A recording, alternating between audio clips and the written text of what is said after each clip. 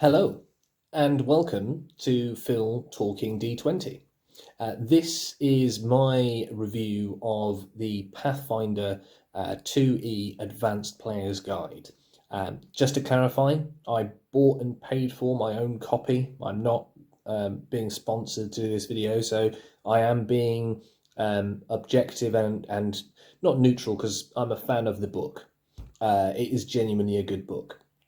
And I'm going to go into detail as to why, but I'm not being sponsored. So you can kind of, I suppose, take my view as just a fan of the system and a fan of the book. And that's how I'm moving forward with it. Now, there is a lot of content in this book, which is brilliant news.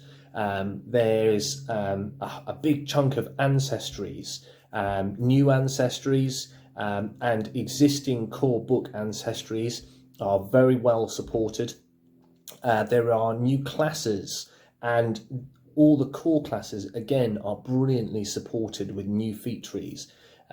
You've got new backgrounds, you've got new spells, there's new feats, there's a smattering of new equipment that's more flavoured to the new classes they've put in this book.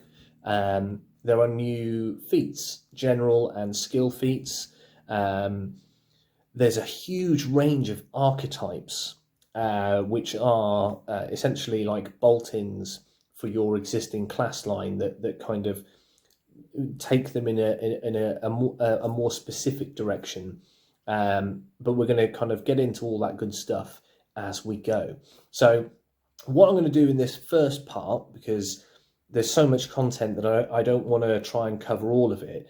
I'm going to do probably several kind of stages of review, is I'm going to focus on ancestries and backgrounds to start with, because I don't want people overlooking backgrounds, but I'm going to get to that in a moment. So with the ancestries, we have new ones that are scratch built and kind of completely and utterly rounded and filled out in their own right. And that is Catfolk, Kobold, brilliant news. Who doesn't want to play a little mini dragon? Orc, Ratfolk, and Tengu. Now, my favourite, not to be unbiased, is Kobold. They're a classic monster from, I think, a lot of people's kind of gaming experience as a player, much like how they transferred Goblin into kind of a playable race. They've done the same with Kobold. So you're basically a mini dragon, a tiny little dragon. You're small size, and they are quite cute. And they've done some brilliant work at making them really kind of flavoured. And they've taken that kind of concept and that classic kind of, I suppose, stereotype of kobolds often being considered as a little bit cowardly. They're like a little bit mob mentality, and they're normally quite kind of fearful, kind of aggressive little kind of mini dragon monsters. When you've encountered them in the world, that's often how they're portrayed. And so they've done a really good job of reaching into that flavour and bringing it out and making it something that's kind of fun and dynamic to play with. A really good example of that is one of their first level feats, which is a reaction ability called Cringe. And effectively, what happens is when a target strikes you, you cringe, and that essentially gives you a damage reduction of, I think, your level +2. But it's this little brilliant opening line. With pitiful posturing, you cause your foe to pull back a deadly attack. So you literally just go, and because you're kind of looking so kind of like, kind of feeble and pitiful, they kind of go, and they don't quite hit you as hard as perhaps they'd intended, which is just brilliant. There's one that, again, I love this line. It's called Dragon's Presence. As a member of Dragonkind, you project unflappable confidence, brackets, that collapses catastrophically against the deadliest of foes. When you roll a success on a saving throw against a fear effect, you gain a critical success instead. So you're kind of small, but you're a mighty dragon.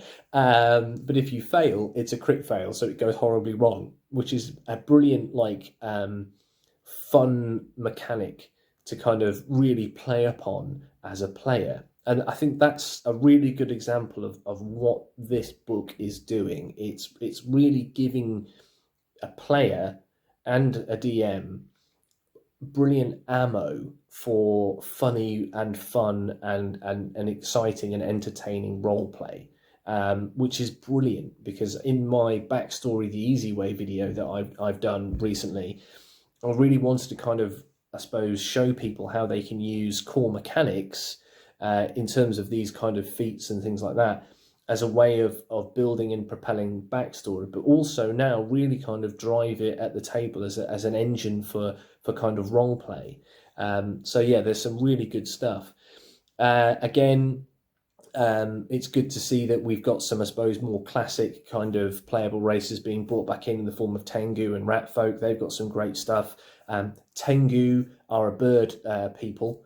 One of their ancestral abilities, if you choose that particular path, is to negate falling damage. And later into the kind of the feat selection pool around 9th level, you can get flight.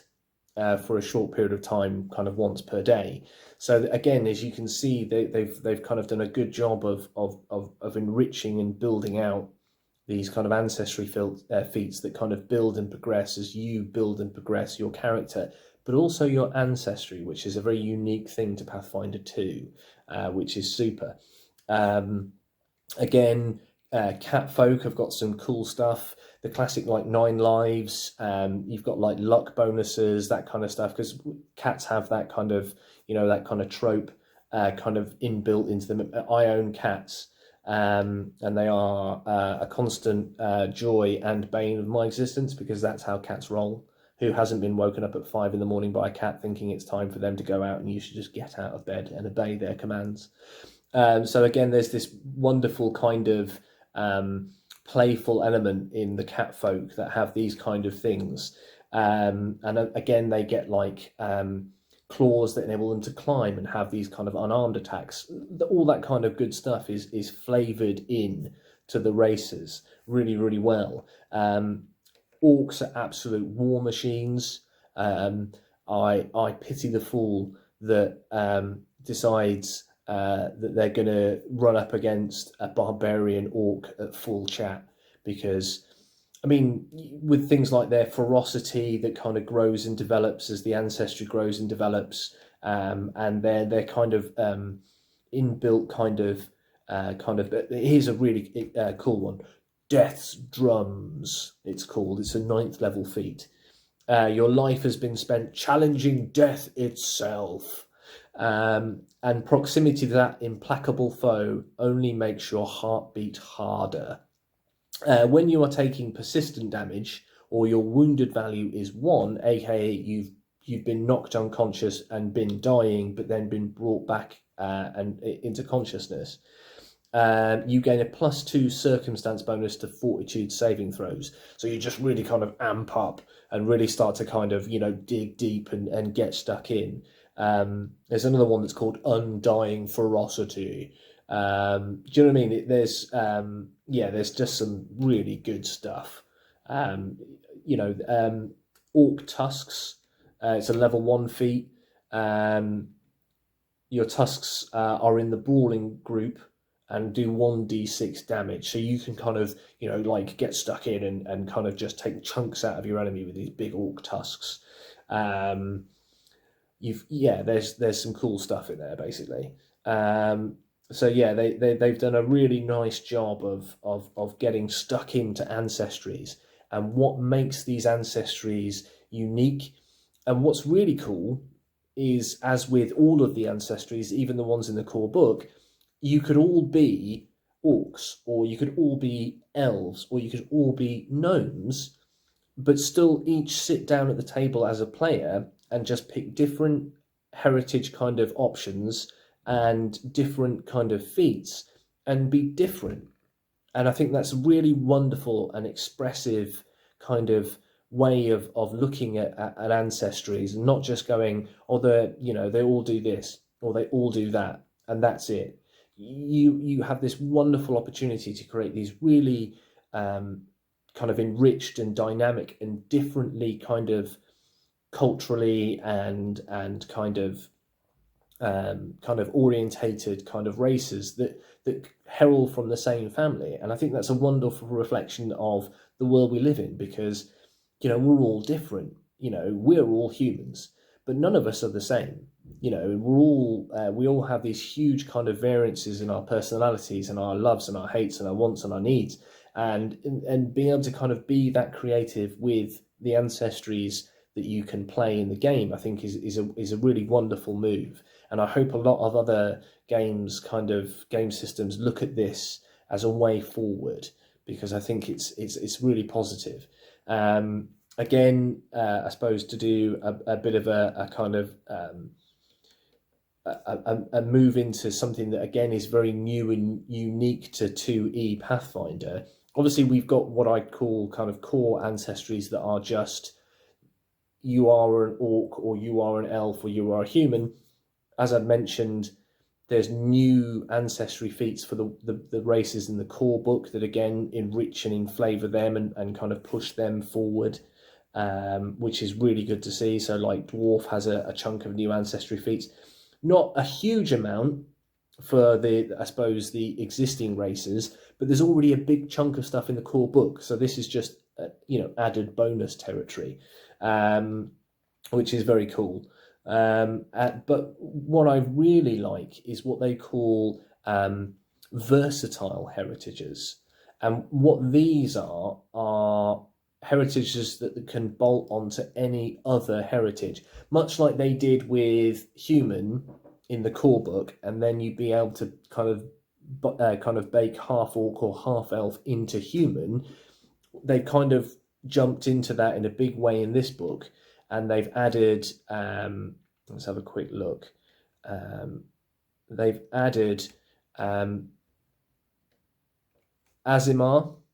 and Tiefling, and they are your kind of planar touched beings. So effectively, a Tiefling is touched by devils and demons from the abyss or hell.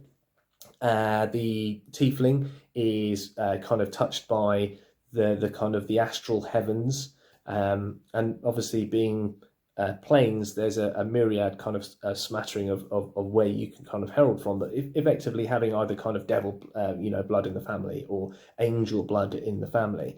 And again, they have a really cool kind of plethora of feats that really kind of exemplify that and help you kind of build that out. The Dusk Walkers, so again, they tend to herald from psychopomps, but again, there's a really cool kind of smattering of kind of core abilities that they have. Ghost Hunter, level 1 feat. Your connection to the Boneyard, which is the kind of the place where the dead gather to be kind of managed, and their souls then distributed to the other kind of planes of kind of heavens and hells. Let's have a quick read. Your connection to the Boneyard ensures that your blows strike true against spectral beings. This is a real hard hitter, by the way. Your weapons and unarmed attacks strikes against incorporeal creatures become magical, which basically means that you can negate some of their kind of spectral advantages that things like ghosts often kind of hold over more traditional kind of builds. Their things like their damage reduction or their kind of resistances and things like that, you can overcome more easily. And it grows because if they are already magical, so you've already got a magical sword, instead you gain the effects of a ghost touch property rune. Oh, which basically means you negate the incorporeal mischance against things like ghosts. I mean, that's some serious ass whooping that you've got baked in, just because your bloodline has this connection to the kind of the realm beyond, and the people that kind of the planes that manage and handle the dead you get this kind of link to kind of being able to kind of better fight and defeat them, which is super cool. Grave sight. You can see in the darkness as easily as psychopomps. You gain dark vision. Nice little utility bolt in. Who doesn't want that? So you could be a human dusk walker. So you have this kind of legacy in your heritage, and suddenly you're a human with dark vision. Super cool. Or you're a human that can fight kind of ghosts, and spectral beings more easily, because there's this legacy of that kind of echo in your family past. And again, they kind of grow and they develop over levels, 5th level, 9th level, things like all the Ancestries do. There's another super cool one that's called Dampier, which is vampire based. And again, with what they call versatile heritages like Tiefling and these other ones that I've mentioned, they bolt into any other ancestry. So you don't have to just be an orc. You could be an orc Azimar. So you're an orc that's touched by angels. Somewhere in your orc bloodline, there was an angel that touched and kind of, was part of your bloodline. So you've got this super cool opportunity to create these really unique and varied kind of races and ancestries, as well as then mixing things up with classes, because as you'd imagine, they grow in their abilities and their powers alongside classes, and that's what makes Ancestries cool. However, Dampier, the vampire touched, has some really cool stuff in it. You can have fangs, and so they give you a bite attack. You can have one that enables you to turn into a bat. There's one that enables you to turn into a wolf. There's one that again gives you dark vision. There's ones that give you kind of bonuses to kind of charm people with diplomacy, because you have that kind of alluring charisma of that vampires are often associated with. There's one that's really cool, and it's again level 1, and it enables you to have simple interactions with creatures of the night associated with vampires. So rats, bats, and wolves. Who doesn't want to be like an elven ranger who has a kind of a legacy of vampires in their family that they kind of war against, and they've dedicated their lives to fighting against. And so they can kind of creep through the woods at night and then kind of, come across a wolf and kind of call them forth and ask them questions about who may have passed this way, and all that kind of really cool like role play opportunity that it creates. And this is why this book is so strong. It's really creating yet more opportunities for really cool dynamic role play opportunities in your campaign at the table, with these really cool unique abilities. And like I said, quite a lot of the really good stuff starts early, which is lovely. I mean, obviously they amp up. So form of the bat, where you suddenly take on a bat form, and it is just turning into a bat. But that is cool, isn't it? I mean, you turn into a bat, you flutter up and fly through an arrow slit in a castle, and then reform and sneak in and stab a guard and then open the portcullis. And you're not having to be a druid to do that. You just have the legacy of a vampire in your family that's kind of malingering in your past. And then what does that mean? That means there's that possibility that something's going to come back around, and maybe a particular vampire who's still alive, who perhaps was in love with your great grandmother, is still in the world and comes for you because he wants to turn you into a full vampire. Ooh. Do you see what I mean? There's these wonderful opportunities for kind of creative storytelling evolution that really can create something unique for you as a player, that's cool and exciting and can kind of drive kind of plot at the table. Obviously that is something that's very much kind of, I suppose, part of that group experience of you and the GM and the players kind of seeing what works and what fits, and it might not always happen, but there's great opportunity for that kind of stuff. So we've kind of had I suppose a good look at the kind of the races and the kind of the ancestries that are presented. I don't want to get too bogged down on them, because in this first part I want to try and get I suppose a view on backgrounds as well, because backgrounds are often they're easy to overlook, because they're very utilitarian, and it's something that you did and you don't do anymore. Hence why it's a background. It's where you were and you've moved on to become an adventurer. So you kind of just go, it's going to give me a skill, it's going to give me some ability boosts, it's probably going to give me a skill feat, and that's going to kind of help me customize my character and get a little bit more flavour into them. But it's only a stepping stone to kind of push me forward and help me be a better adventurer. Now, there is a handful of new backgrounds: barber, cultist, insurgent, outrider, cook, refugee, tax collector, evilest of all the backgrounds, a dampier tax collector. Ugh, the horror.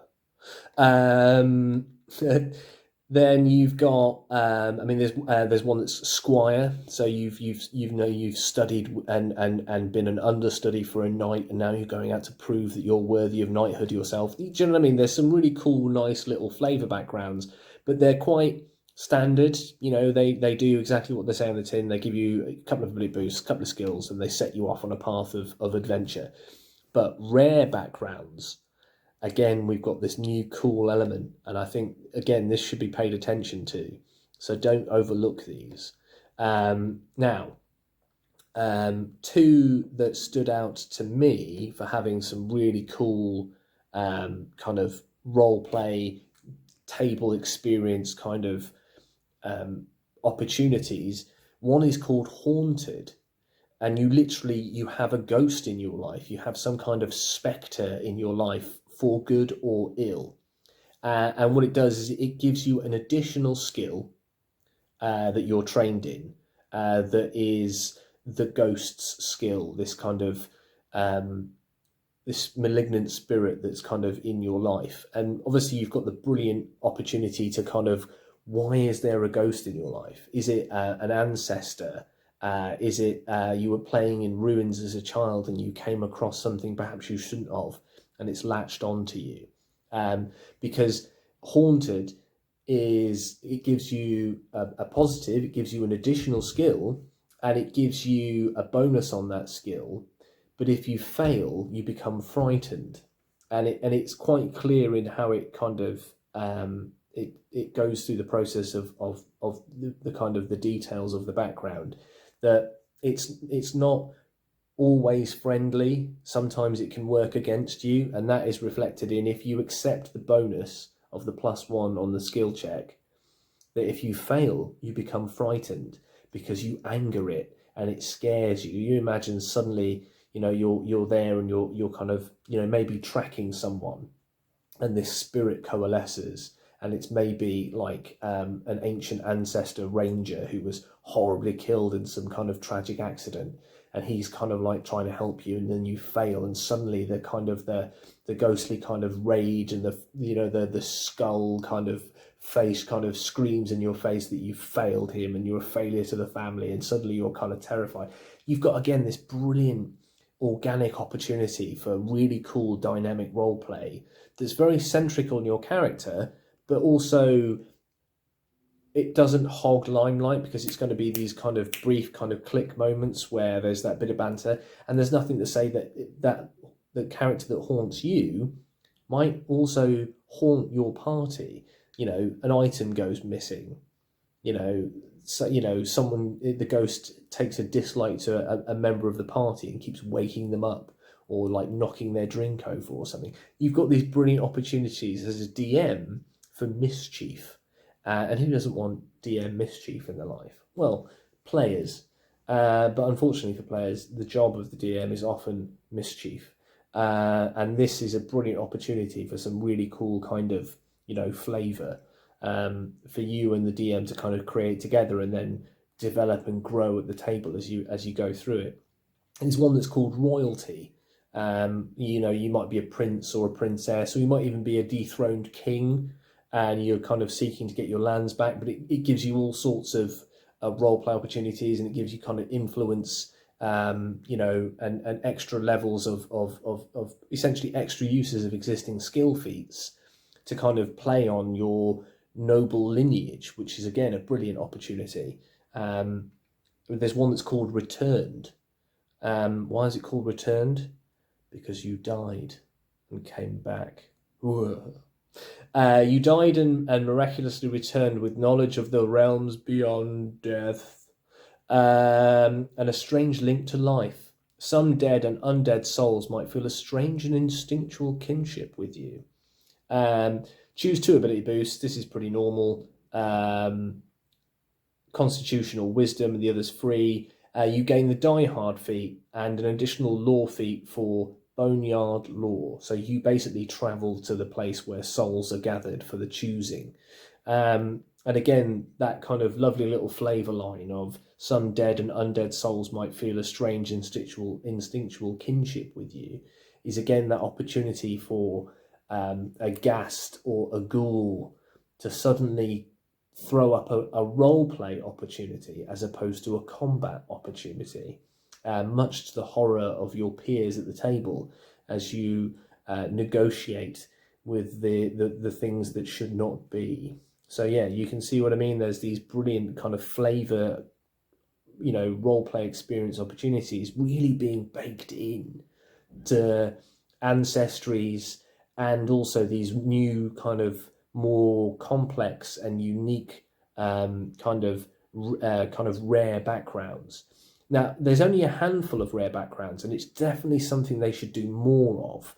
But again, they give us building blocks to create our own, because we could all create our own backgrounds. Creating our own backgrounds was really, really easy. So now we've got these building blocks for, I suppose, what you might call kind of more complicated backgrounds. We as DMs and players can look at that ourselves and see how we can kind of grow and develop our own unique kind of storytelling angles with backgrounds, which I'm up for. And I hope they do more of that in future books. So I'm not going to touch on the classes just yet, because I'm going to wrap this video now, and I'm going to do another one that's going to talk about classes and archetypes, because again, they're brilliant. But hopefully this has given you a good insight into the first kind of quarter of the book. Obviously, I suppose a recap of what's coming in the next one. It's going to be classes and archetypes, but we've got more magic, more rituals. There's a lot of really good stuff in this book. So stay tuned. I'm going to get the one that's going to talk about the classes and the archetypes up later this week. But yeah, so hopefully this gives you a cool and kind of insightful look at how we're now looking at these new ancestries and these new really cool backgrounds and the great opportunities they give us as players and DMs to kind of have kind of more dynamism and more kind of exciting kind of opportunities for random funny moments, and also kind of moments of drama and tension at our tables, which, let's be honest with you, who doesn't want that? So leave me a like and a subscribe. Keep checking back, because like I said, the second part of this review is coming, maybe tomorrow, maybe the day after, where I'm going to do that deep dive. I say deep dive, it's not going to be a deep dive. Another kind of, I suppose, more detailed look at the new classes and the new kind of archetypes, of which there is a lot. And we'll see you on the next one. So stay safe, stay well, and leave me some comments if you like what I've said. If you suddenly had an amazing idea for your own awesome kind of ancestry or background, stick a comment and we'll have a chat about it. And until the next video, peace out.